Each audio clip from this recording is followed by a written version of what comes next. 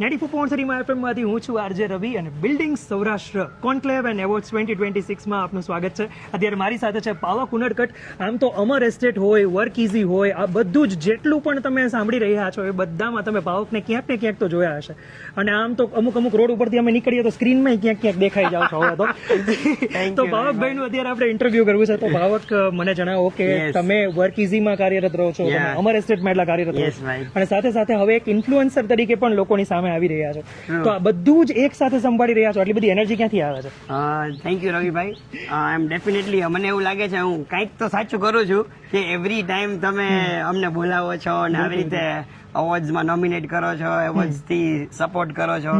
So first of all thank you so much કે my FM ની team is recognizing the entrepreneurship, family business, legacy, content creation, influencer marketing જે બી હોય. તો I am really grateful for that. અને આપણે વાત થઈ કે ભાઈ how do I manage. So I really want to tell this to youth કે if you do what you love and if you follow your passion, આપને 24 કલાકે ઘટે. Right, absolutely. કે તમે કહો છો આટલી બધી મેનેજ કરું છું વસ્તુ, બટ 0.1% એ મને સ્ટ્રેસફુલ ન લાગે. વાય? બીકોઝ કે I love managing work easy. I love to provide co-working space to people of Rajkot. અમારા સ્ટેટમાં આઈ લવ કે એઝ અ થર્ડ જનરેશન કે જે દાદાએ બિઝનેસ સ્ટાર્ટ કરેલો છે એમાં આપણે આપણો એક્સપર્ટીઝ કરી, આપણું ઇનોવેશન કરી, સેમ એથિક્સ, સેમ વેલ્યુઝ થી હું થર્ડ જનરેશન છું. તો હું દાદાનો જ જે બિલ્ડ કરેલો બિઝનેસ છે આગળ વધારું. And we provide the best real estate options. અને કોન્ટેન્ટ ક્રિએશન તમને ખબર છે રવિભાઈ, આઈ હેવ બીન લવિંગ ઇટ સિન્સ આપણે ઇન ધ બિગિનિંગ, આપણે જેને કહેવાય 2016 2018 થી ગમતું હતું. ઇન્ફ્લુએન્સર તો it's now a cool thing. આપણે તો વર્ષોથી કોન્ટેન્ટ બનાવી છે. તો basically I want to say is કે ભાઈ do what you love and trust the process.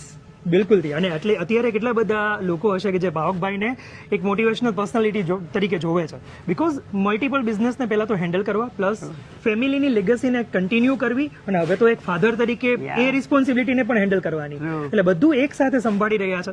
સો પાવકભાઈ, તમને once again all the best. આવી રીતે તમે બસ બધું સંભાળતા રહો, હેન્ડલ કરતા રહો, મેનેજ કરતા રહો અને આગળ આવી જ રીતે તમારી જે લેગસી છે એને વધારતા રહો. I'll make sure કે હજી નેક્સ્ટ યર હું એટલી જ મહેનત કરું કે again next year 94.3 my FM મને હજી એક વસ્તુ માટે નોમિનેટ કરે, હજી એક વસ્તુ માટે એલિજિબલ ગણે કે એમ છે. I want to do a hat trick. તો આપણે હજી કઈક સારી વસ્તુ કરશું. બિલકુલ. ત્યાં હું તો એવી વિશ રાખું કે નેક્સ્ટ ટાઈમ તમે એક ના આવો, ત્રણેય આવો. અરે વાહ, થેન્ક યુ બાબુ, થેન્ક યુ. ચલો, all the best. Thank you રવિભાઈ, થેન્ક યુ. સી યુ બાબુ. થેન્ક યુ ભાઈ. Enjoy the. Thank you.